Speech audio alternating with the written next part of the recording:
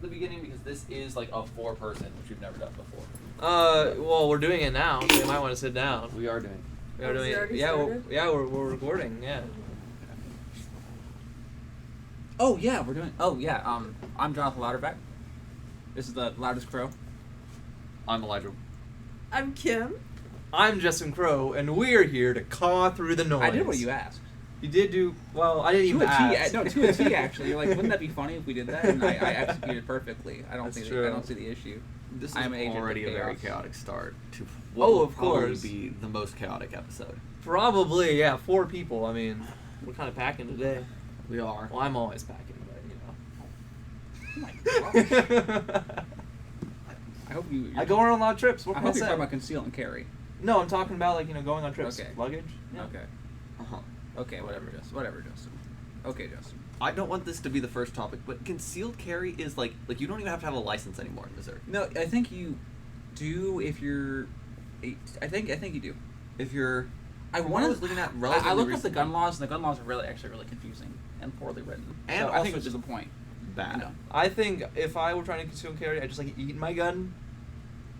you're being a very silly man, Justin. I am. I'm in a very silly mood today. I don't know what it is. I'm really happy because the Minecraft 1.20 update came out, and I've just been playing a lot of that, and I've been enjoying it. I felt a lot of childlike wonder this What week. is your 1 out of 10 score of that? Honestly, there's a lot more behind the scenes with from the major features because they did this new display entity where you can display blocks and stuff and animate them in game, which is really cool. They updated the lighting engine so it runs a lot better, which makes me happy as a programmer who's bad at optimizing things. They just did so much stuff behind the scenes, and the stuff that they're presenting openly, with the archaeology, the sniffers, which are funny because now we have baby sniffers in the game. Bamboo wood, the cherry groves are beautiful. Honestly, all things considered, solid 8 out of 10 update. That's pretty good. Because the spread of content doesn't affect the whole game very much. Caves and Cliffs, the entire world generation is just revamped completely. So that would be a 10 out of 10 update for me. 8 out of 10 for Trail of the Tales, though, I think is very fair because it still adds a lot. With the armor trims and stuff, those are really cool. But they're very secular features. They kind of apply to this very specific part of the game, and they don't affect gameplay very much. I do love the new dig site stuff. Going through those with the little brush tool and finding stuff is very satisfying, and they're surprisingly huge too. You can spend an hour excavating those. It's really cool. I haven't done any of that stuff yet. I respect an 8 out of 10. I respect that. I haven't touched it either. I mean, I've touched the update, but I have not. Really experienced it. I haven't seen anything new from the update. I've just been playing regular. Are you a Minecrafter? No, I'm not. We need to end the podcast now. I think that Minecraft is probably one of the easiest games to get into. It is a very accessible game. Of course, actually, well, I say if you have this the stuff to play it, but actually computer wise, it could be kind of a pain. Well, it could. Nowadays, it actually runs a lot better because Okay. of the lighting fixes they did. Mumbo Jumbo from Hermitcraft, he did a test with the one of the most performance heavy spots on their server because it had a lot of farms in it. With Optifine and plugins and stuff, it was on 18 FPS before this update. Now, without all those plugins, just base game, it jumped up to 30 FPS. So it's more efficient than Optifine was, and now with Optifine, it's probably even better, which I think is really cool. But That is actually very cool for anyone who doesn't have the greatest PC in the world, which would be me. But well, and there may be other stuff that goes into it because No, I know this is kind of a segue, but NVIDIA is the graphics card company, so they're one of the major. Here, I'm gonna go ahead and do one of these numbers. those numbers. So NVIDIA is a graphics card company. I read recently they're actually worth $1 trillion now. yeah, makes sense. Yeah, Well, Yeah, people want those graphics. isn't that wild? that isn't. Isn't that crazy? As of a couple years ago, the only $1 trillion company was Apple, right? Yeah. I mean, maybe this was a bad. I just read the article, the Headline. headline, so it could be bad, but if Yeah. true, it's crazy. I mean, I'd rather Nvidia be worth that than Apple because Nvidia is actually innovating and Apple is but stagnating. NVIDIA is innovating, but they're also it's interesting because they what's the word I'm looking for? Is it price gouge? Price gouging. They do price gouge quite a bit They do. because Yeah. during the whole GPU mining thing, they're okay, everyone's buying the cards, but you have to increase the prices, and they haven't dropped them that much yet. Well, even though Bitcoin mining is dying like crazy. They've significantly dropped like older models, and like by older, like 2 or 3 years old. Like just the other day, my dad bought a 4070. It was only like $500, which is still like a significant like amount of money. That is yeah. But In the graphics card world, it's like. in the graphics card world, it's not that bad. It's a little above average, But maybe. for a 3-year-old card, though. A 4070 is like really good. Okay. It's really I honestly, good. for all I talk about, I don't really know a lot about this stuff. The only graphics card I've ever had is the one that you gave me. So I think that was I think it's NVIDIA. it is NVIDIA, yes. Was but it a it's- 1080? It's 1620 or something. Oh, like oh, that. that's even better. I have a It's pretty 1070. fun. Yeah. So, but So seeing as this, because I've already chosen 2 topics, but seeing as we do have 4 people here, I think to make sure that we all get a chance, I think we'll like hand over a little baton, like, and everyone can choose a topic we'll talk about for a bit. So I've already kind of chosen 2. Started the Minecraft thing. I started the NVIDIA thing. I have a habit of that. Now, Elijah, you've already been on, so Yeah. I think Kim should have the baton next. Okay. All right. So, since this is a mostly guys podcast, I think I'm the only girl that's ever been a guest This is on true. your This is podcast, true. right? I would like to actually dive into like the topic of like maybe some guys issues. So the first question I would have is, what do you think the main things that guys struggle with are in today's society, or something that you wish people knew about guys? I do We want to will also pick point out something we should probably touch on is we have talked a fair bit about education on this podcast, and now we have an actual teacher. Oh yes. Oh, that's true. Yes, I very actually much so. So, Hi. Massive respect. and also Yeah, very talking much about so. guys' issues is guys are falling fast behind in education. Oh yeah, very much so. Yes. Yeah, it's like Well- what? I think it's like 60-40 Man, right now. I in college. blame Yes. I blame all those like Fortnite gamer What? girls, dude, just distracting us. Which there is an argument of like TikToks and whatnot lowering everyone's attention and whatnot, making just the generations dumber. But that's maybe a bit tinfoil hat. That is maybe a topic for later. But on I'm so sorry.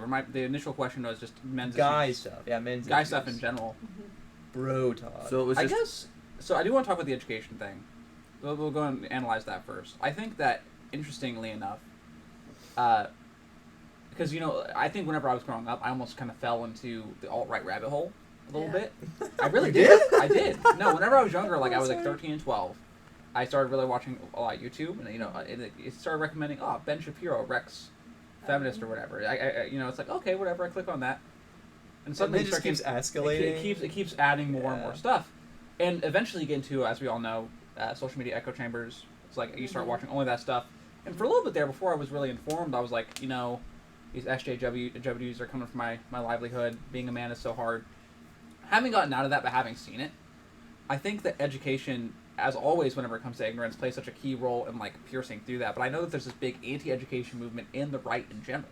What do you mean by that? So a lot of people view educational institutions as indoctrination Well, nowadays. see, that's the thing, though. You have to differentiate between the education and the institution.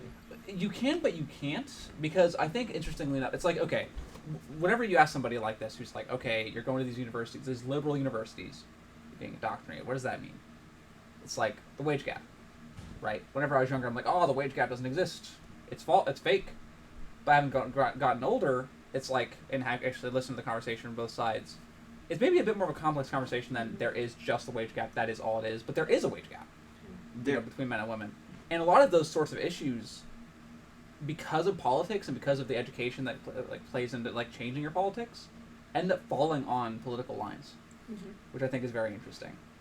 this is somehow a point that I've never really considered, but you're very much right that there is a like not necessarily anti-education of like it's good to be stupid, but like Anti-public education. anti-public education. Oh, for very sure. much so. on the conservative and guys. I'm pretty sure, I haven't looked at the statistics in a long time on this one, but I'm pretty sure that they generally tend to be more conservative than women. Oh yes, I believe So Yeah. that might have some correlation with guys being more conservative, conservatives being less education supportive. I don't want to say anti-education because that's not quite what it is. And then that might be something that correlates or adds into the fact that men are not attending college nearly as much as women. Yeah. So, and it's only that gap is getting bigger. it's like an issue that only gets worse and has many contributing factors. But I do think that's one of them. because I think that what happens, because I think there's very interestingly on social media this even widening gap. It kind of feels like in social media, as stuff I've seen recently, people like Andrew Tate are playing upon people's lack of understanding of the other sex, you know, and playing upon their lack of experience and really facilitating this almost juvenile elementary level. Girls have cooties, they're stupid, sort of conversation, right. dialogue. Right. And I think that education plays such a big role in that because, you know, you go to sociology class, for example, and they're like I had a kid who sat next to me where I interacted with a lot, and he was very, very smart. But he's like, you know, I sat down in this class and I knew exactly what I was going to hear. Because people portray the things they're being taught in college, even though it's true stuff that you're being taught. They portray it as though it's just their narrative, right? And do teachers some teachers do have narratives that they want to tell, but it's like at the end of the day, everyone has a narrative. It's a question of whether your narrative is supported by data. Right.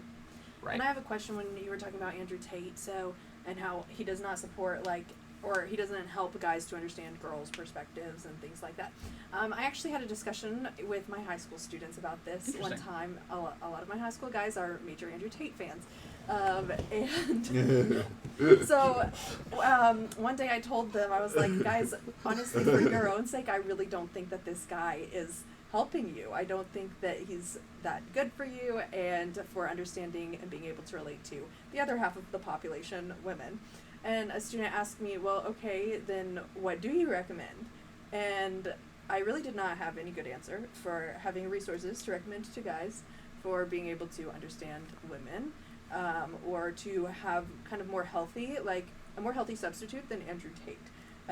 Do you guys have recommendations or thoughts about that? Well, Minecraft gamer girls. No.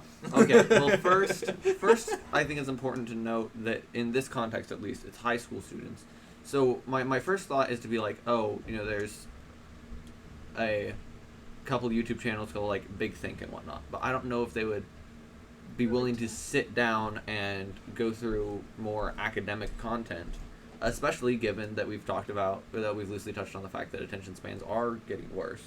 But whenever this happened and you asked me about it, I said that you maybe could send them to Hamza, which is basically a diet and much more sensible Andrew Tate.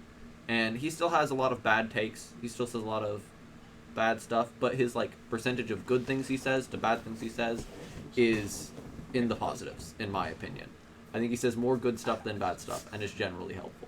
But I think that's actually a very good point in terms of because I think there is a pipeline towards the Andrew Tate kind of ideology, and I think that like trying to tell somebody, be like, hey, go over to this person that's totally antithetical to everything that you've been listening to for the past year or months, whatever it might be. yeah, they're not going to do it. But like going to like a toned down version might be the best bet.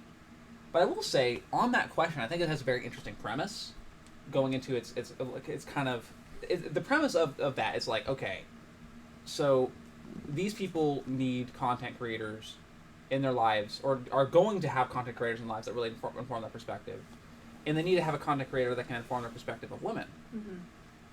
Perhaps fair in the modern ecosystem, but it's really interesting because I sat down with my grandma Lou one time, and you know she talks all the time about how she was a counselor back in like the 60s, 70s, in that time. She was a teacher and a counselor. I think she did middle school. And, you know, she sat down and she's like, you know, John, women are people. And what? the thing that, it's like, it sounds like such a simple statement, but it's like one of those things where, as a young man, as a young woman, whenever you don't have a lot of experience, because there is kind of this almost segregation that happens all the way from that time in middle school. If you don't, elementary, if you don't have that experience, and you've been taught your entire life that there is that separation, then naturally the consequence is objectification, dehumanization. It's like the number one thing you could do to solve a lack of experience is to approach somebody, a woman or a man, depending whoever you're trying to interact with, and approach them on a level of just be friends.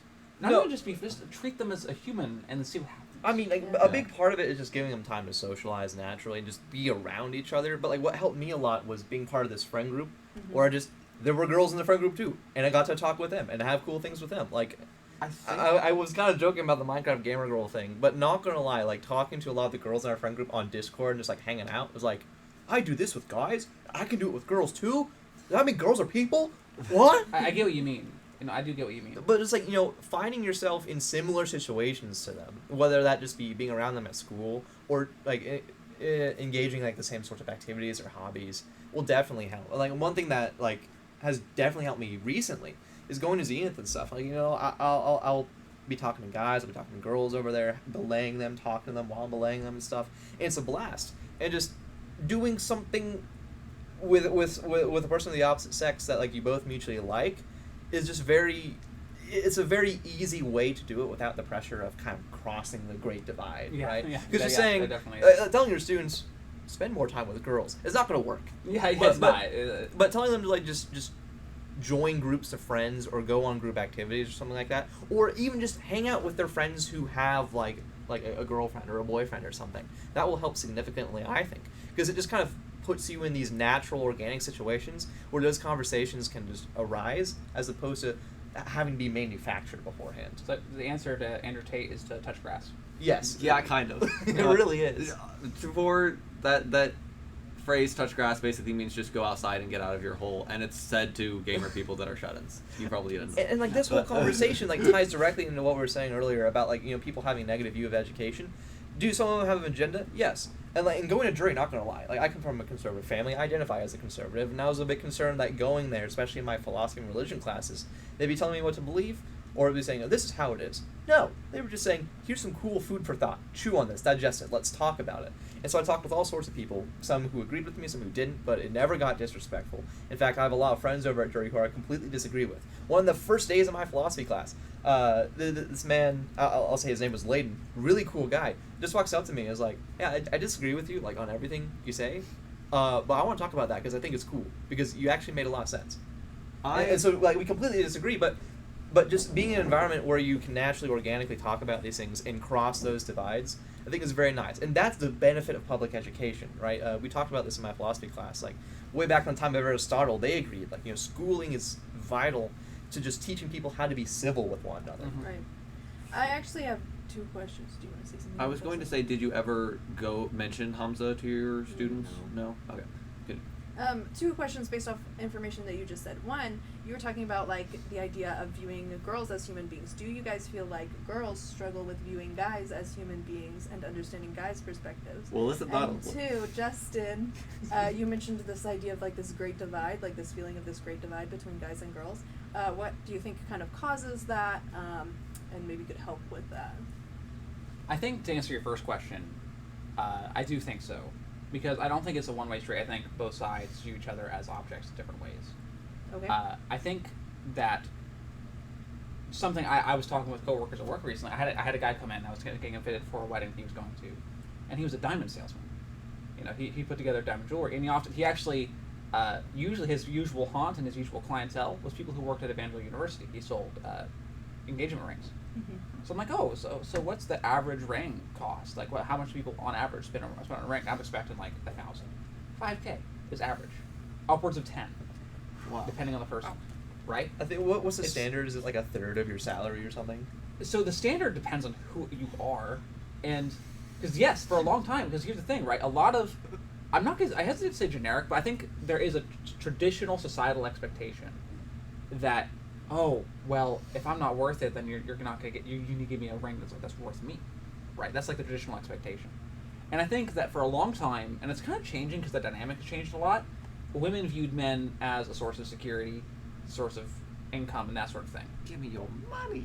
But it's like it wasn't out of a position of gold mining per se, but it was like that's just the way. Like if I can't work, I need somebody who can. Yes. Right. And I think that's really the landscape is not quite different, but like we still have the repercussions of that mentality, because what do you expect out of a breadwinner, out of somebody who works? You expect them to be steadfast, uncomplaining. You expect them to get the job done, to be trustworthy, to be able to bring home the money. Mm-hmm. And I think that like we've had a lot of the trickle down of those expectations, but also a changing landscape in terms of how relationships work in general. Now I don't think all women have these expectations, far from it. But I think a lot, like, it's interesting because I think a lot of men put themselves into that rabbit hole, and because a lot of men put themselves in that rabbit hole, women do too. Mm-hmm. And on your second question, which I've already forgotten. So it was, why do you think the gap exists? And if you don't mind, I'd like to say No, that. yeah, sure. So I hear a lot of talk about this, and I've been thinking about it a lot recently, because I think obviously part of it is socialization, tradition, and stuff like that. You know, before we had extremely like specific rules, like a man would go out, put on his bowler hat, and you know work the factory all day while the women stayed home and clean the house, took care of the kids and whatnot, and then what? Bowler hat? You don't know what a bowler hat I know what a bowler hat is, but no one wears a bowler hat to a factory. You wear it to the factory and your suit and tie, and then you change into your... Yeah. That's a side rant. I'm sorry. Whatever. I'm sorry. I was just thinking of like cheesy like black and white movies. Anyway, so like you had these very specific roles and responsibilities that everyone just kind of agreed upon, and slowly you've seen those sort of melt away. We're at an interesting point right now, I would say, was kind of like some people hear about that, some people don't. Either way is fine by me.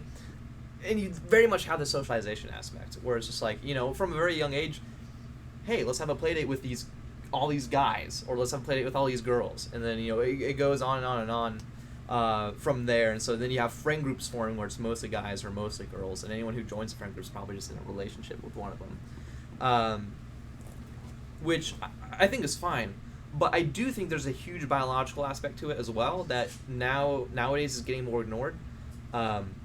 Because we hit puberty at different times, right? We have different hormones going through our bodies. We have different anatomy. We, like, biologically and, like, psychologically, we feel different ways about different things. I remember in my psychology class, it was very funny. Shout out to Miss Elmore. She would regularly bring up, like, anytime we talked about a topic, like, women respond this way usually. And men usually respond more this way. Of course, it's a gradient. It's not like a black and white thing, but generally, like, there are a lot of cases in psychology where men react differently. Like, you know, men take more risks, whereas women are more risk averse. Women are more organized, whereas men are more straightforward and linear. But this, of course, is aggregate. This is data. Yeah, of course. Yeah. But like, something that was really interesting is because you mentioned physiologically, you know, the anatomy. I remember I was in a car ride with my Uncle Jonathan going to St. Louis for one of my trips I did when I was younger, going to a Renaissance fair. And my older sister was talking to him about, like, the difference, because I think she was doing martial arts at the time, so they were talking about, like, the musculature of women versus men. And I've always had this in my head ever since, and he said, well, to be honest, it's kind of like the low end of a man is not going to be stronger than the strongest woman, far from it. But, you know, usually, like, the strong end of man is going to be stronger than the strongest woman. Is, like, kind of the way it works. Yes. And there is that fundamental difference, but more often than not, those differences are diminished by modern society. Right? It's like, you go, I think you have a point. So first of all, was the point you were making is that people try to ignore the differences between men and women these days, when there are some? There are some, like, it's interesting, because I think there's, like, this, so I think in the conversation I hear, because I'm kind of been in, like, the fitness space as of late. I've watched a few videos where it's like, these guys are like, men will always be stronger than women, choosing to believe otherwise is just false. It's like, no. It's like, I remember my stepdad, he one time told me that, he's like, I think I could beat an MMA woman fighter. I think I could, and I'm like, no, you could not. No. Yeah, one time I showed, like, it was like a world record lady on, like, the triple jump, and one of my guy students was like, oh, I could beat that. Are you kidding me? No, you can't. So yeah. The point I was gonna make was that, like, the averages between men and women, I'm gonna bust out some math, but, like, on, like, a bell curve, standard deviation. That's what I was looking for. If, like, the averages aren't that far apart, but towards it, in general, obviously the averages are different for different sports, different activities and whatnot, but with just how statistics work, towards the very ends, those like really far out there high achievers, you need every single advantage that you can get to be the very best. Yeah. It may be 99% effort and only like 1% genetics, but in order to reach that 100%, you need that 1%. You need that 1%, and if guys do have some better genetics, then that will basically always put them towards, give them that advantage. So on the very high end... Yes, the very high end. Men always beat women, basically. I think the conversation should not be held about the high end. Yes, it should, but that's what we see, is my point. That's what the conversation ends up being about, because whenever you're talking about the physiological difference between men and women, there are some significant ones. But I genuinely think most of those are mitigated, on average, for most normal human beings, by modern society. It's like, okay, it's only recently that the armed forces allowed women to fight in frontline positions. Like, infantrymen, artillery, actually fight in war, not just serve in supporting capacities. And all of them agree that this is a good idea, except for one, the Marine Corps. They're like, well, men will always be better at it. Why are we doing this? And the truth is, do you need a certain level of physical fitness and strength to serve in the armed forces? Yes, but it's not. It's not like only men can reach that. It's not Thermopylae. It's not like we're Yeah. fighting with spears and shields, where brute strength is such a critical advantage. We're fighting in an era where, I think the old saying is, "God made man, Smith and Wesson made man equal." Wait, say that again? God made man, and Smith and Wesson made him equal. What's Smith and Wesson? A gun Gun manufacturer. Oh, okay. That's so good. They made the 6-shooter. Yeah. So the fundamental truth is, in most of modern society, your physiological differences don't mean much at all. That's the I thing. Hold kind on. of argue against that. I'm not saying that they mean something, but we do put too much meaning on them oftentimes. I'll put it that way. The point I was gonna make is, our brains are kind of hardwired to appreciate athletics and whatnot and the physical fitness of a person. And as far as health goes, that still matters a lot. Like if you have health problems, that's gonna cause problems for your life, problems for your whatever relationships you have. But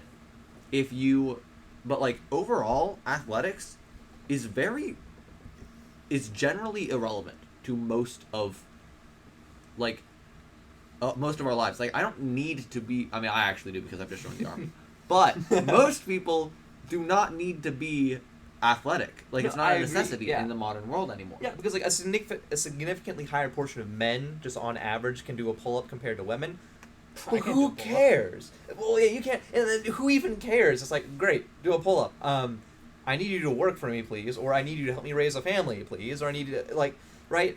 A lot of that stuff, I agree, is just.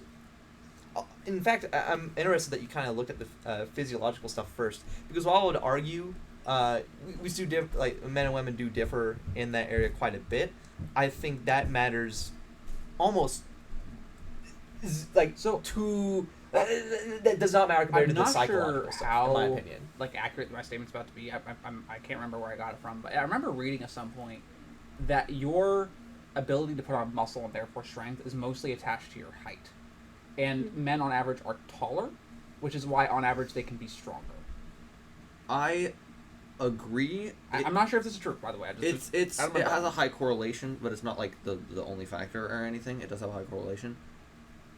I'm really tempted to go off into a rant about D&D now and how D&D is yes, the small races just as strong as the big races. But we'll table that because that's relatively irrelevant to the conversation. I'm curious, though, Justin, about what you just said about the psychological differences. Yeah, I think those are much bigger because, and a lot of this stuff I'm getting from my mother, so I hope it's not going off as, too sexist or anything, but, my mom, anytime I would talk about, a girl I had feelings for at school, she would make fun of me because she's like, Justin, you have no idea what's going through that girl's head. I do. Let me tell you how to do this. And I'd be like, Mom, I think I can handle it. I'm just going to treat her like a friend. And my mom's like, no, you can't do that because she's not like your friends. I'm like, what do you mean? She's just another person. And, I think that's what you should do until, what you should do. Because it's all societal.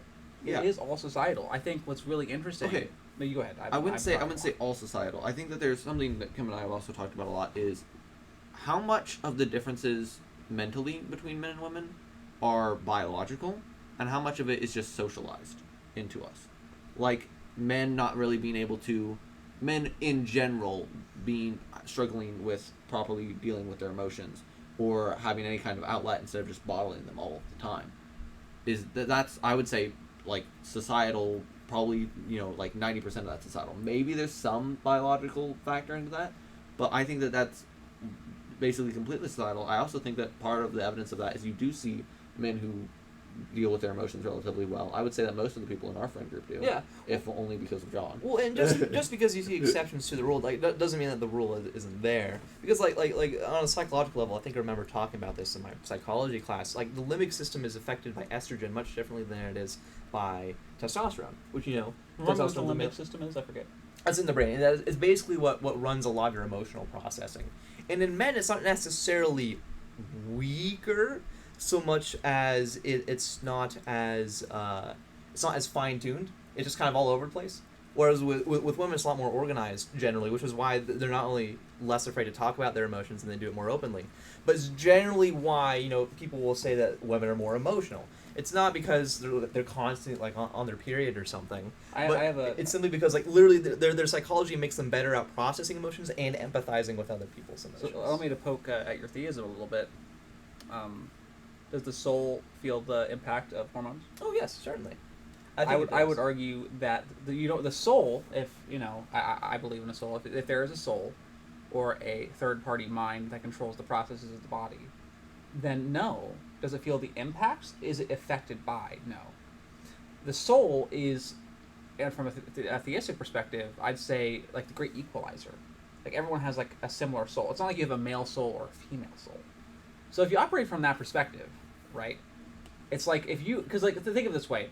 I forget the exact line that you've referenced to me a number of times, but it's like all are equal in the kingdom of God whenever you ascend to heaven, right? Pretty it's like, much, yeah. But what does equality mean? It doesn't mean that it's not you are all the same per se, and you are informed by your experiences, but your soul is still the same soul that was gifted to somebody else. It's not like somebody has a better or like a significantly different Well, soul. and if you mean like, You know. does your soul affect it, or is your soul affected by it? Like, in the sense that Well, would be I have more. affected by I have a something. bit more of a point to Okay, make. yeah. So it's like if you're talking about, because I think whenever you're talking about physiological, psychological, and emotional things, there are certain sections you have to isolate. You have to isolate the variables. So there are societal variables, there's those hormonal variables, and it's a question of where does which variable cut off on which thing, right? It's like which one impacts more. It's not a question of whether they only impact this or so on and so forth. And then it becomes a question of nurture versus nature. It's a question of, are women born caretakers? Or are they informed to be that way? And the truth is, there is no consensus from anybody onto whether or not those are actual things. If you were to raise, for example, a society of people and train the women to be warriors and train the men to be caretakers at home, more likely than not, if you enforce the societal expectation over generations, they cultivate different emotional, different psychological trends. If women were expected to be warriors, they'd be more aggressive. If men were expected to be caretakers, they'd be more empathetic and caretaking. Is it true that there is this biological impact? Yes, but is it also informed? Is that biological impact informed by literal millennia of, I know this is going to be a bit of a buzzword, but patriarchal, like literally oppressive, historical societies? No, I'd say it's definitely informed by society. I will not deny I'm not that saying whatsoever. Yeah. I'm saying that I think that whenever you get into this conversation, it's so easy to isolate to the exclusion of others. You talk about the biological impact, but like you talk about the societal impact, but the truth is it's the sum of the whole. And my argument is that the much greater portion of the sum for almost every behavior is the trained societal one. You think, which I think this we've kind of discussed before, of both of us kind of believe more in nature in nurture than nature. Mm-hmm. And I would also generally agree with this. Going back just a little bit, with the topic about like socializing with women and whatnot and understanding women, I've met a good number of people at college who were basically just like, why have women friends? Where they're just like, date women, but why hang out with women instead? Just have your bros. And it's like, because you need to understand. Bro squad. I've talked about this. I think I talked about it with Genevieve and Randy. We were talking about weddings because I work in the wedding business. I hate it so much. The trope is true. People walk in, and the guy's like, I don't want to be here. I don't want to wear a suit. I don't want to spend this money. I don't care. I just want to go hang out with the boys. And then, the girl will be like, do you like this color? Like, I genuinely just want your opinion. I don't, like, I'd be willing to compromise on this. And, like, I don't care. You choose. I'm just along for the ride. Like, that's like 70% of the weddings I do. I don't want to be like that. It's so frustrating. Now, one thing that I just want to talk about a little bit is, like, when we have this nature versus nurture conversation, and I would probably agree that it's more nurture than it is nature, you do have to ask, why did this patriarchal system arise in the first place? What gave way to that? What allowed that to develop in that way? And I would say that's the biological differences that we had. No, it's not. I would argue that there is. I would agree with Justin a little bit, and that there is, I think, some element of self-fulfilling prophecy. Before you, let's get full the couch fully. Do you agree with Justin's point or John's point before John argues? Before John argued, fair enough. As far as nature versus nurture? Do you think that, however informed by society the differences between men and women are they started out because of biological differences and then continued to get more exaggerated. I mean, I think that maybe they started out both in a combination of biological differences and, like, you know, kind of how John was talking earlier about how, was it you that was talking about modern society? Who was it that was talking about how modern society has kind of allowed an environment where some of these differences and, like, roles for men and women aren't necessarily as, like... Well, that's what I was leading into, yeah. Yes. I think the same can kind of be applied, like, back at the beginning when there were situations where maybe guys needed to be the strong hunter and gatherer type people, and the women were more in a nurturing role because of, like, biological differences and the situation. And I think that it's impacted today's society. So forgive my ignorance, a few things about to discuss, but ancient hunter and gatherer societies. What were the roles of women in ancient hunter gatherer societies? To quiz you guys. Caretakers and foraging for food, generally. No. It depends on hunter gatherer society, and obviously it's prehistory. We don't have any conclusive historical evidence, but there is a lot of evidence that men and women performed these roles interchangeably. Also, in terms of who held the power, it was maybe not women; it was more equal. And I would like to elite athletic women, their periods, I think they can lose their period whenever they're, like, in deep training, right? Yeah. Very similar thing that happened, because it's a survival thing. It's a very similar thing, because you don't want a cycle of reproduction happening whenever you're running for your life or there's no food. So a very similar thing happened in ancient hunter-gatherer societies where, you know, you're running all the time, you're walking all the time, you're working all the time. So it was a much more controlled environment where women really got to pick and choose who they were with and when they were with them. And oftentimes women would have, from what we understand, one partner, multiple partners, whatever they wanted. It was much less of a situation where the man could control it, especially since the woman could just walk away. You know, there wasn't like you were tied down to a town.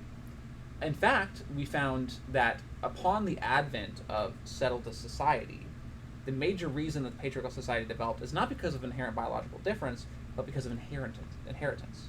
People had stuff to inherit. Men were like, okay, so, you know what? Wife, you cannot sleep around because I want to make sure it's my son that's getting my stuff. So they had to enforce that. How do they enforce that? They develop societal roles where women are controlled / are punished for breaking their chastity. And you see that a lot in Babylon and Sumer, and then going into the Jewish civilization, then going into Christianity down the line.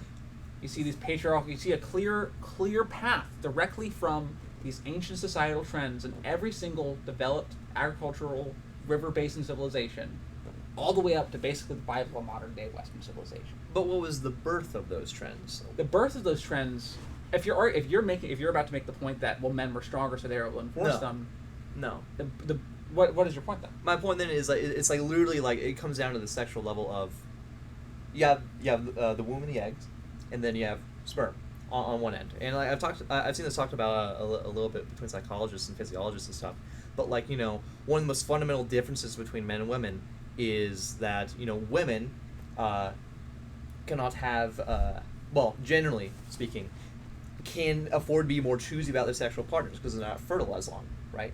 And then men have all this sperm and they can go around and do whatever as long as someone accepts them. And that's why, you know...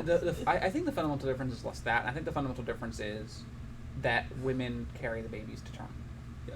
Well, that's the fundamental difference. And in terms of developing a society, especially a stationary society, where it's no longer as crucial a move, and it's healthier, especially towards the end of term, if the pregnant woman is, you know, chilling, you know, being fed and stuff, because they're pregnant. Well, and that's what I was going to lead into next. It's like, then yes.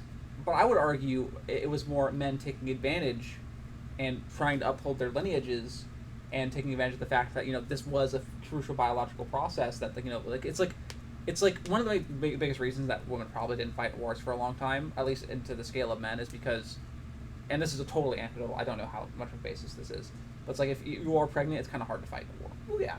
Like, you risk miscarriage. But this is my point exactly. Like, the reason Correct. men saw the opportunity to take advantage was because women had to bear these children. But it's less a biological difference because I'm talking, like, in terms of behavior, right? It's not like, okay, men are more aggressive and better fighters. It's like there is this core biological difference, but I think it's kind of where it stops. Like, there is other stuff that feeds into it. There's estrogen, there's testosterone, there's this sort of stuff. But I think basically everything else, all these core behaviors, are so much more modified by societal expectation, as proven by hunter-gatherer societies, that the biological stuff is just totally irrelevant.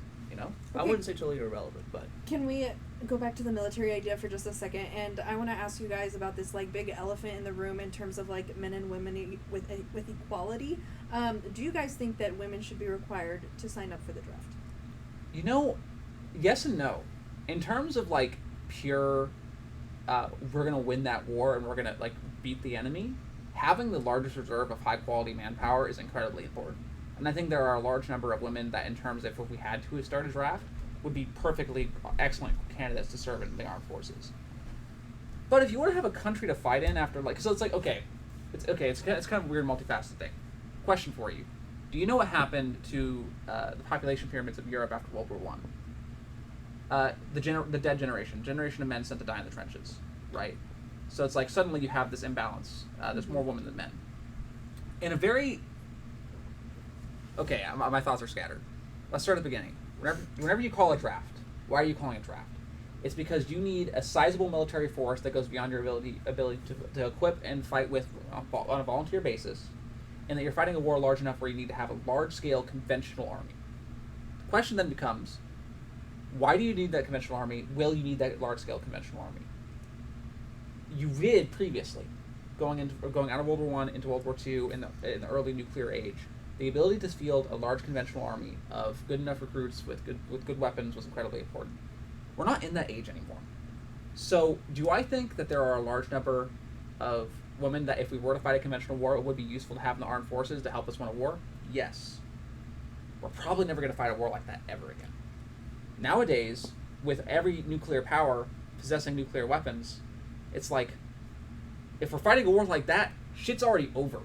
You do make a very fair point in that there's a good chance that the draft is, at least in America, never even used again. Yeah. But look at Russia. Russia just drafted like 100,000 men, I think more, to go fight in Ukraine.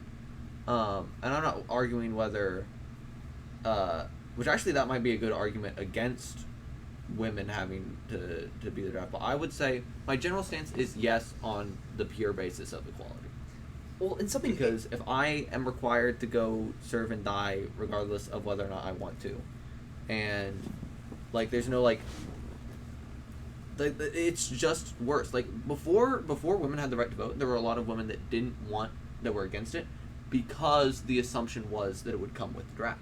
That if you had the right to vote and that you were allowed that part of the legislator, then you also had a duty to your country, and that was like what you got for being registered to for selective service, was the right to vote. And then women were like, so a lot of the majority of women were like, no, I don't want the right to vote because I don't want to be part of the draft. But then they got their cake and they were able to keep their cake and eat it too, and got the right to vote without the draft.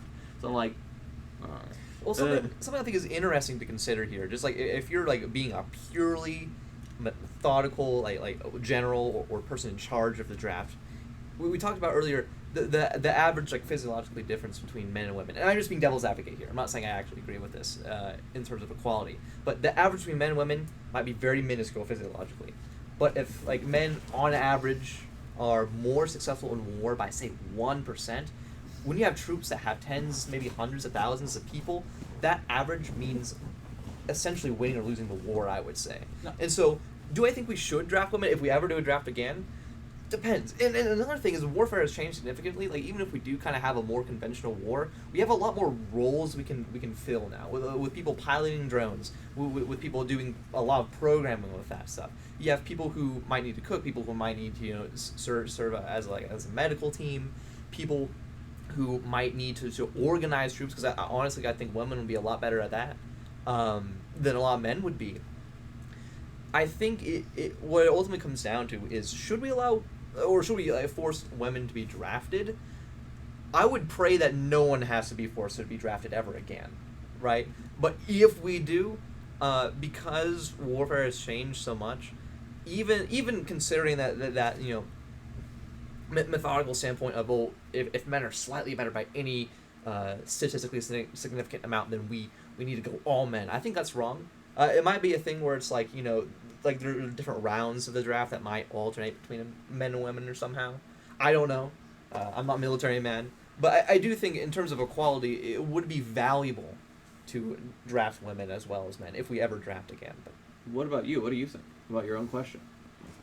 I mean, I as a woman don't want to be drafted, but I think that Well, the correct. answer in terms of equality is that if men have to be drafted, women should too.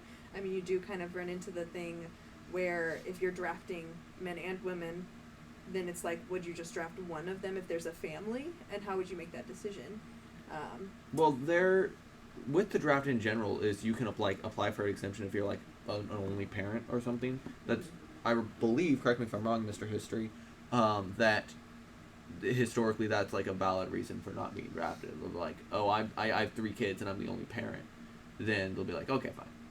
well, another thing that's kind of interesting is I'm not sure how it worked in the past. I could be totally wrong, but for a lot of people, they got exemptions for having a degree or something. And since more women than men have degrees, that would feed into it too. Well, or since more women than men are in college. exempt for being in college, which is still applicable. But on a touching off of that and kind of also going back, it kind of bothers me as a STEM student. I still to this day hear more about needing to get more women into STEM, which the ratio in that is currently about 60-40, but with more men. Actually, I think it's closer to 70. It's like 65, 35 now. So the ratio there is like a little bit bigger, but I still hear like, oh, we need more women in STEM whenever, like it's close to the same ratio as men and women in college just overall, and no one says about that. No one says anything about it. They're just kind of like, right now. we are, yes. Which makes me want to ask you guys, do you feel that like women's issues are being pushed, like Elijah just said, about like, getting more women in these different fields and having like affirmative action policies and things like that, but then do you feel that men's issues are being overlooked? Like, for example, I feel that there's this whole thing with education, and then also I think that it is really like detrimental for men to be told over and over again like that you can't feel your emotions, when in the professional world of psychology today, like it's very well established that like pushing down or numbing out emotions is like literally has like damaging health effects, and causes like trauma and things like that, and can even lead to like high blood pressure and like angry outbursts, etc. Do you feel that there are like men's issues that should be talked about and advocated for, but like for example we have the word like feminism, but I can't think of a word to like advocate for like men's issues, you know what I mean? I definitely agree the pendulum has swung from women's rights being ignored to women's rights overshadowing not necessarily men's rights, but just men's mental health and men's well-being. Yeah. I'll put it that way, well-being, because like lots of statistics that I've seen that people don't talk about is that men make up like I think it's like not a crazy number, like 95%, maybe a little bit lower than that, of workplace deaths. Yeah. Because they generally work more dangerous jobs, and they drop out of college a lot more. And they commit suicide, uh-huh. a lot more often. Homelessness. Crime. They don't That get custody of the reaction. kids. Very rarely do they get custody of kids, and so I think those things. What we are noticing now as a society is that there are some of these differences, but instead of looking at the bigger picture and looking at all the factors that feed into the differences, we kind of just look at the difference and we say, this is bad. And it's like, well, if you're going to call a difference a problem, that's fine. In order to solve that problem, you have to look at all the things that cause that difference. Right. And if not all of those are problems, then you have this weird conflict of interest where it's like, okay, we want equality, but we also don't want to say, force women to work more dangerous jobs.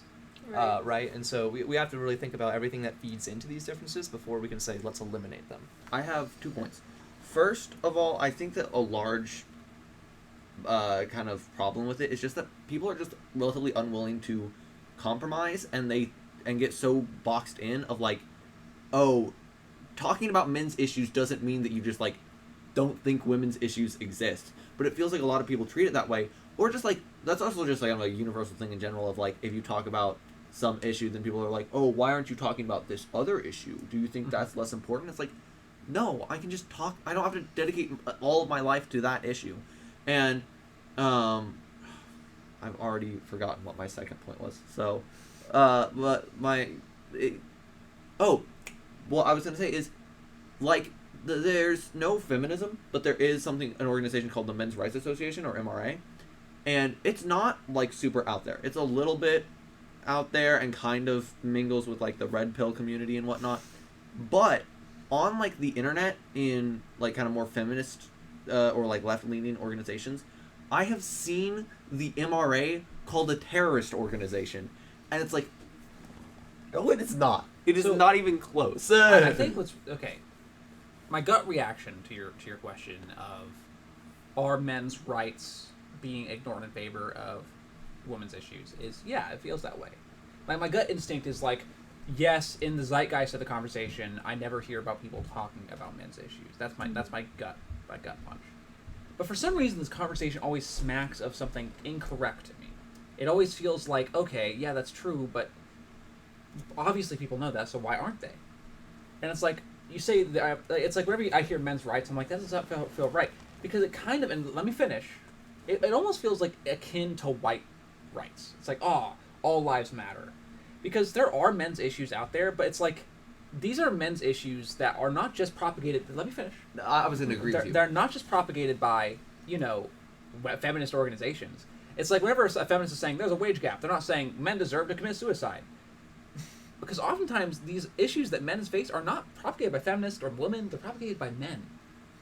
That's the issue. Are you talking about men's issues propagated by men? And men's issues, I would argue, are more often than not, like, so it's like, no, you make a point, feel free. Yeah, okay, interesting. But I would also say that, like, women's issues are propagated by women as well. Very much so. And I also wonder if women also feed into, like, men's issues. Like, for example, if, like, women are socialized to feel that we need men to be strong, etc. And so then when men are vulnerable and show their emotions, like, the gut reaction of women after years and years and years of being told you need a strong man in order for you to feel secure is to kind of shut men down, to be honest. And it takes a long time for women to think through that and overcome that. So I think that maybe women do contribute to some of that. Of course, and men contribute to women's issues. It's like, the classic in terms of women's issues, it's like the white CEO who, sexually harasses his employees. That is a trope that exists. It's real. It's an issue. Harvey Weinstein existed, right? He did those things. The issue is less the extreme and more the insidious average, right? I would argue, growing up, it's like, say, for example, I'd say our friend group is a bit different in terms of the way we socialize our emotions. Yeah, I would very much agree. Yeah. But, like, I'd say on average, like, if you were to get, like, with the boys, you're hanging out with the boys, and it's just like, why are you talking about that stuff, man? That's gay. You know what I mean? It's like, that's not a feminist who's telling you that you're not supposed to talk about your feelings. That's a guy. Yeah. Right? And it's like, so, like, what's really interesting is this conversation develops into the feminists are telling us we can't do this, and then the feminists saying the men are telling us we can't do this. And it ignores the fact that a lot of people are just kind of being socialized by people of their own sex. Society in general. But I like the way you put it about some things being insidious, and I think that's what this comes down to. Is I do think certain issues get more of a cultural spotlight, where they're talked about more, by news organizations, by journalists, and this is my conservative, I hate the media coming out, but also just like in general conversation, it's just what you talk about, when you come home and stuff. Different things have a cultural spotlight, whereas other things are still there, but they aren't talked about because they're overshadowed by other issues. On what you said earlier that I was going to agree with to an extent is, I agree that this kind of conversation can be used as basically almost like a gatekeep to like women's issues. Like, someone might be like, the women's issues are suffering here, and then someone else can. You certainly can use this conversation as, and it has in the past, of, women are attacked more on the street. Well, men commit suicide 4 times as much as women do. It can be used that way, and I agree that so like it does kind of feel almost a little bit off to sometimes talk about it, because it's like it's this very weird thing of like there is one side that just uses it as a gatekeep, and then there's the other side that ignores it, and we're trying to be in the middle, and it's kind of like with if like I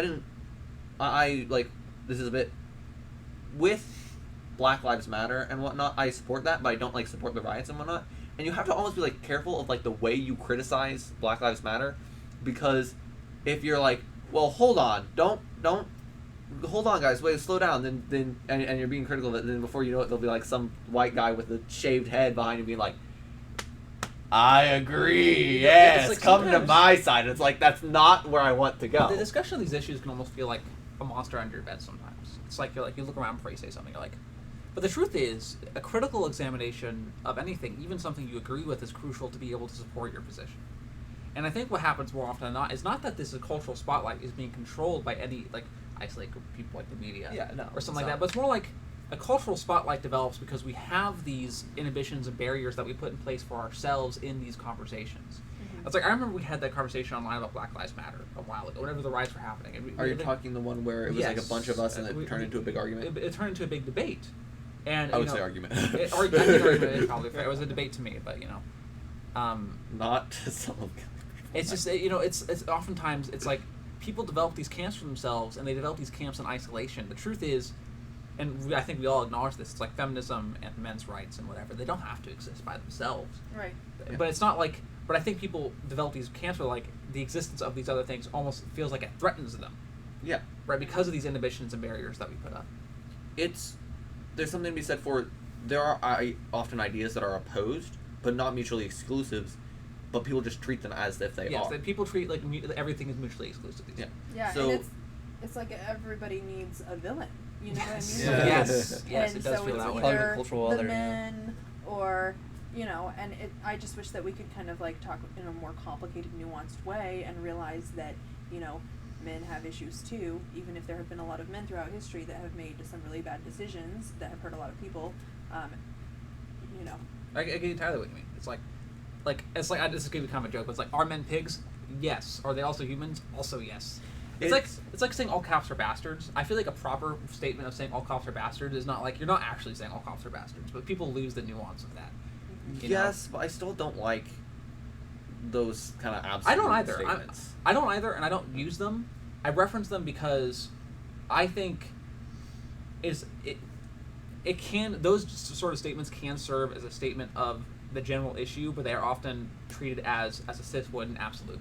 I like yes. Like you could just like literally I would be much more fine with the statement if you just dropped the all and just said cops are bastard. I could be like, okay, on general, I can see like the point that you're making, but why did you add all to that? Or like the like the jokes of like haha kill all men, which I despise that some people in our group used to make, some of the women in our group used to make, and those. And something I do want to reference is like, it's like being a guy, especially if you're I know I'm doing this thing on accident. It's interesting because I'm often been caught up with myself. I'm like, oh, you're a good guy. What does being a good guy mean? Yeah. It's like you walk in, you're hanging out with your female friends, and like, oh yeah, kill all men. You're like, what do I say? I think the cultural expectation is for me to say nothing, but I want to be like, I'm a man. Yeah. And then they go, you're one of the good ones, though. I'm like, what does that mean? It's like okay. So first, I get what you mean of like it kind of feels like big villain syndrome because as a straight white cis Christian male like now military guy, I'm like the villain of every. You are the establishment. Of every Everyone with any single- ounce you of are literally- minority in them hates you. You are literally Yes. the man. Yeah, all I need is my AR-15. And Wait, I, actually, no. You've been medically diagnosed with ADHD, so you're neurodivergent, so you're okay. okay, but so I agree that like there's kind of this like feeling of you want to try to not like fit into those perceptions of you. But going also on that topic, I lost it. Never mind. What were you just big saying? Villain syndrome. Sometimes it feels like you walk into a room, somebody says kill all men. You're like, what do I do? Right. Thank you. Yeah. I would say men kind of suck right now. Just like as an average, like we commit more crime. We're more depressed. I'm not even saying. When I say men suck, I say men suck. How do we help? Not men suck and I hate them. Which is oftentimes what other people do. But I don't say all men suck because that's just not true. You can say all men, or you can say men suck as an average, but then you're like, all men suck, and it's like, no, we don't. Something interesting I want to say about that is I remember I had a girlfriend back my senior year of high school, and I was driving in the car with her one day. I was like, men kind of stink.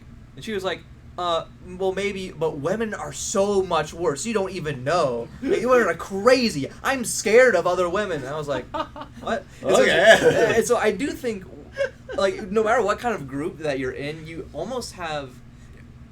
When you get to a certain point where like you're self-conscious enough to like try and improve your actions and stuff and improve your conduct, you get to this point where you exaggerate your own problems, which I think is really weird.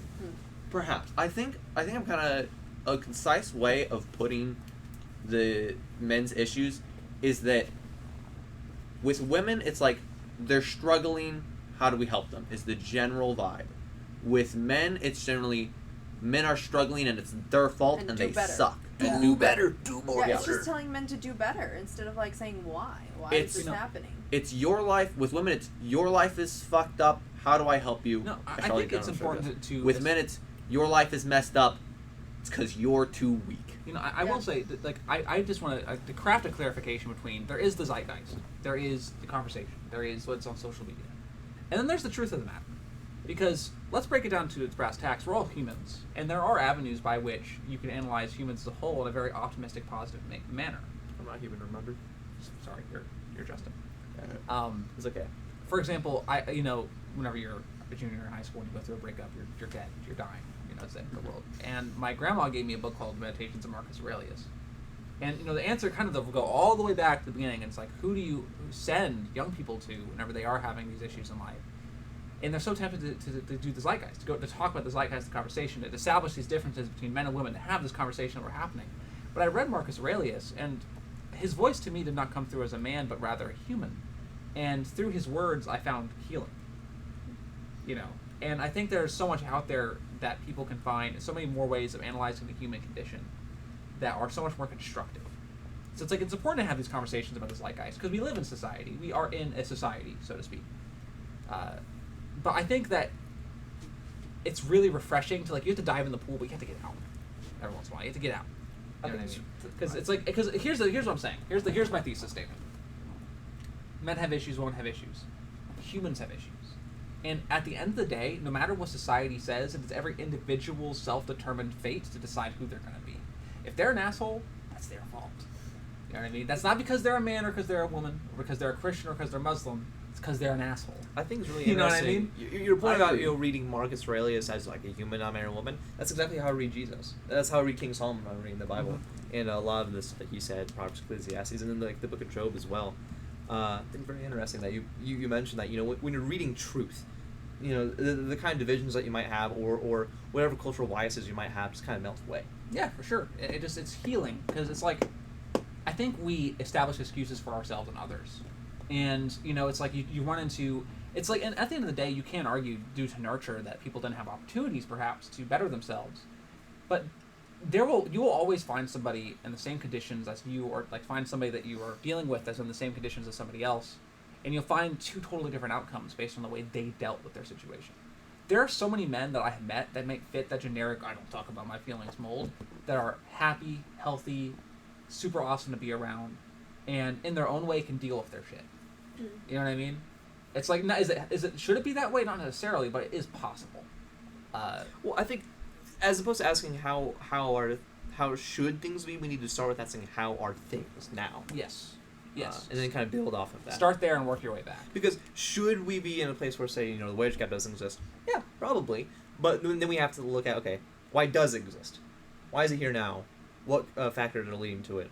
And then what are we willing to change? What are we willing to enforce? What are we willing to think about from a new perspective that might make that wage gap go away? I think the boxes we put people in chain the conversation to dichotomous solutions that are not necessary. It's like a great example of that. What I'm saying is you go you're into politics for the first time. It's like, okay, so what's the Republican position? What's the Democrat position? Those are the only positions you're able to vote on. That's it. There's no in between. There's no middle ground. Yeah. You have two choices. But basically everything in life is not that way. Right. And I think humans are just simplify everything because thinking is effort.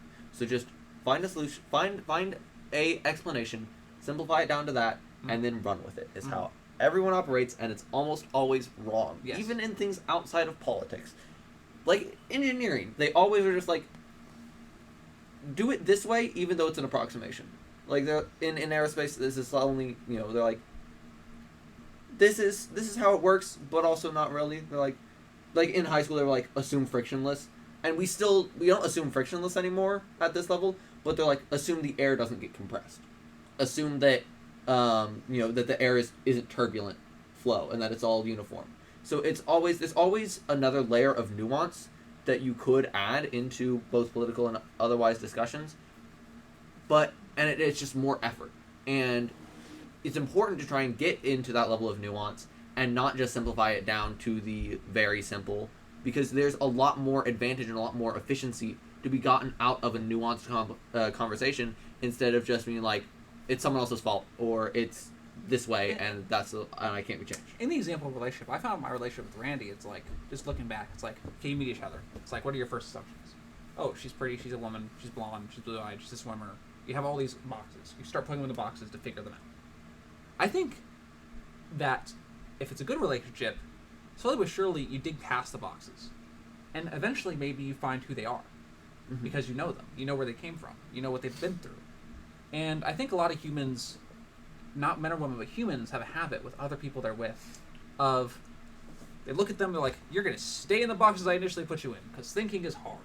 You know what I mean? Or I think that's the core issue. That reminds me of like anytime like after Christmas or something, after we get like a lot of things delivered to our house, we'll have a lot of boxes. My mom will be like, "Hey Justin, can you break down these boxes for me?" I don't like doing it. It's hard. Cardboard is hard to like rip apart if like you aren't using a knife or something. Just get a box knife. Yeah, that's the thing though. Like it's hard, and you do the things, and you crush them down, and then fitting them into the trash bin is a whole other issue sometimes. If you have like the really big boxes. Oh, no. Yes. And so like you get to a point where like you're basically cutting them into like the size of a sheet of paper, and you have like a giant stack of cardboard sheets, and then you're putting it into the trash because it's the only way it'll fit in. And it takes effort to break down the boxes, but it definitely removes the clutter, and you feel a lot more free, and you feel a lot more comfortable when you don't have lots of boxes lying around. Yeah. And this goes back to the very beginning of our conversation. Like the divide is there because breaking down the boxes is hard. Yeah. But we need to like be able to see the reward that comes from breaking down those boxes. Yeah. Thinking is effort, and I think that also it kind of goes back to what I said about the short attention spans of now. But it's always been that way. You know? Yes, but like okay, but we didn't used to have Minecraft playing below our videos. Yes, but we've had tabloid headlines that announce that because we need to get that newspaper out tomorrow. I don't care if it's going to say that Truman lost in the Yeah, but is that really the same as like TikTok? It's like, not. As a teacher, like yeah. the attention span of students is very small these days. I'm just arguing that trend towards simplification is not. It's like it's always been there, and maybe people have been better at extrapolating thoughts. But if everyone was better at extrapolating thoughts, the further back in time you get, everyone would have been Aristotle. Everyone would have been Socrates, but we're not. right. We're just most of us are just dudes. I think like, TikTok and like short attention spans, it's a trend that brings out something that was already there. Exactly, to an extreme, to be fair, and I acknowledge that because I've substitute taught like 10 times, and like I see it. Yeah. Like I'll walk into class and like it'll be silent, and then like just out of nowhere a kid will go 1, 2. Well, like look at us now. Like we spent an hour just sitting on the couch talking about stuff. It's dumb. But we spent like an hour just sitting on the couch talking about stuff.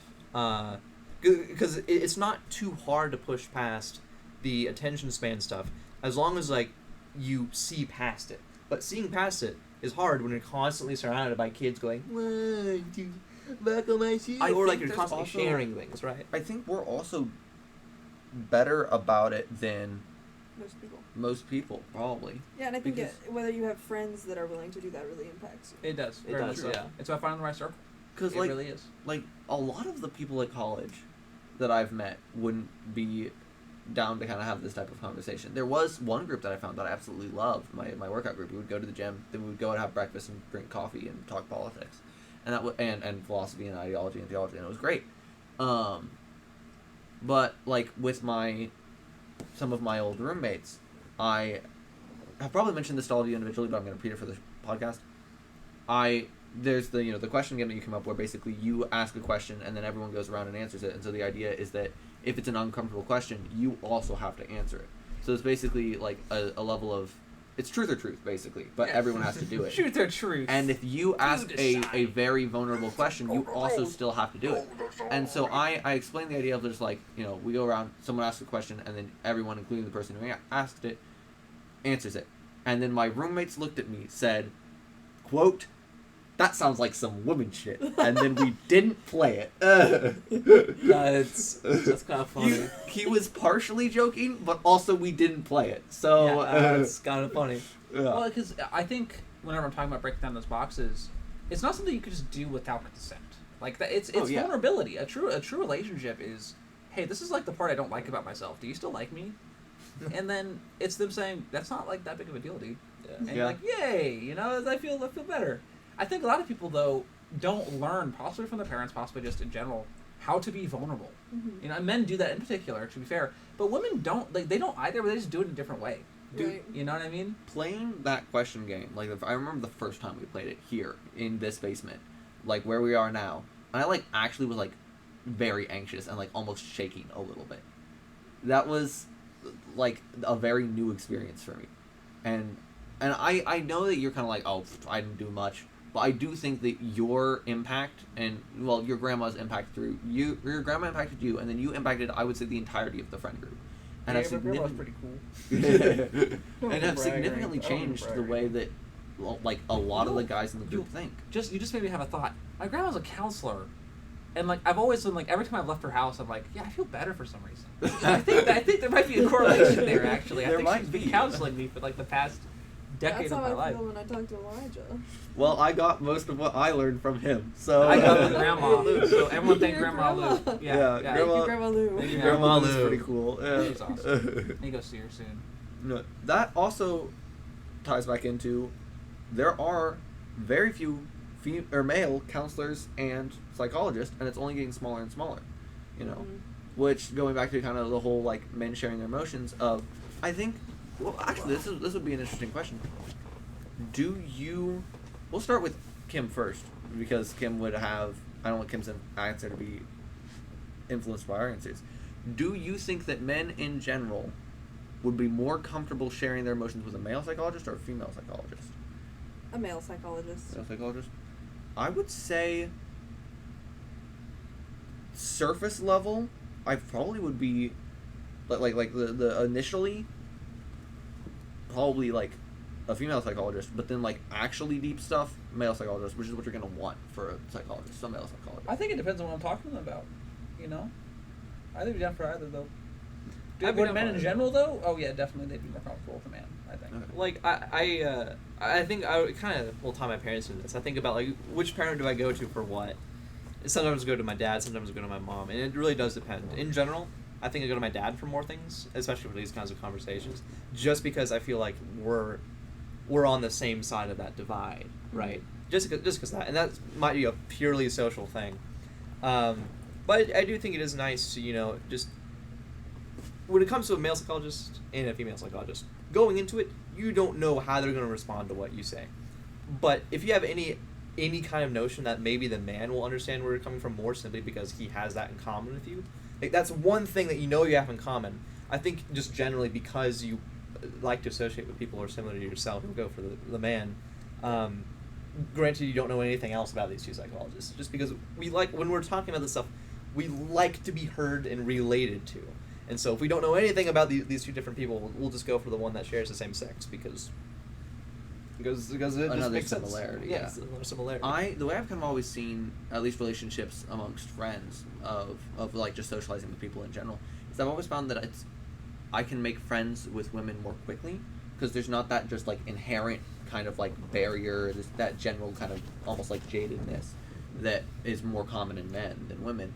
But as far as like developing a very, very deep relationship goes, or a very deep friendship at least goes, it's easier with men just because we have more similarities and more similar interests in general. I would actually. But it just takes I would argue. forever. I'm not sure if I think it's easier to have a deep relationship with a woman, but I think like surface level, if you walk up to a generic guy like it was up deep, they'll be like, yeah, it was up deep. Okay, I guess we're talking Here's the thing. how surface level. Yeah, I It's found like, it pretty easy. To be I also find it to pretty like easy. socialize and get along with someone, sure, men.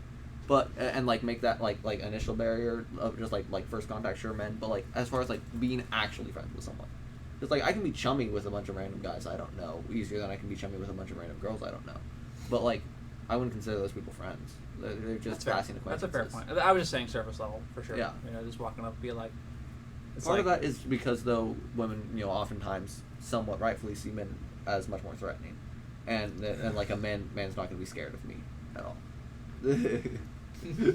So there's no with women the initial barrier is you have to prove you're not a threat. With men the initial barrier is getting them to kind of open up a little bit. So I agree that to just like cold approach a group, it'd be easier to cold approach a group of guys. Also, did anyone know the dude that like heeled up to us at the climbing gym when we were all sitting there like drinking coffee? No, I did not know him. I didn't know him. Did you know him? So so this is a random dude just rolled over to us and was like, "Hey, what are we talking about?" His name was Israel, right? I think it was, yeah. I was kind of like, Hey, what's that? What's that, brother? I mean, we do have that thing in common of rock climbing and being dudes. There you go. There's 2 points right there. He plays Smash too. That's I think true. he was an S main. That's a red flag. that was a red flag. But yeah. So it has been an hour and a half. Do we have any other topics we wish to discuss? I think this is a great place to leave it off, honestly. I kind of want to go rock climbing, speaking of that. I want to go. True. I also should probably eat before rock climbing. That's what I think. I think we should all go out and eat together. I'm down for that. Yeah. I need to get out my sweats though. I know that you just ate the You know what? you. I need to get out my sweats though. Okay. Yeah. You do. So I can't lose. All right. This has been the Loudest Crow. Goodbye. 4 people. Well, I'm not. I thought you were gonna get up to turn it off. You're not No. sure? I just wanted should the we- sword. Yeah. Wait. How long has it been? Hour 15 minutes. Pretty good.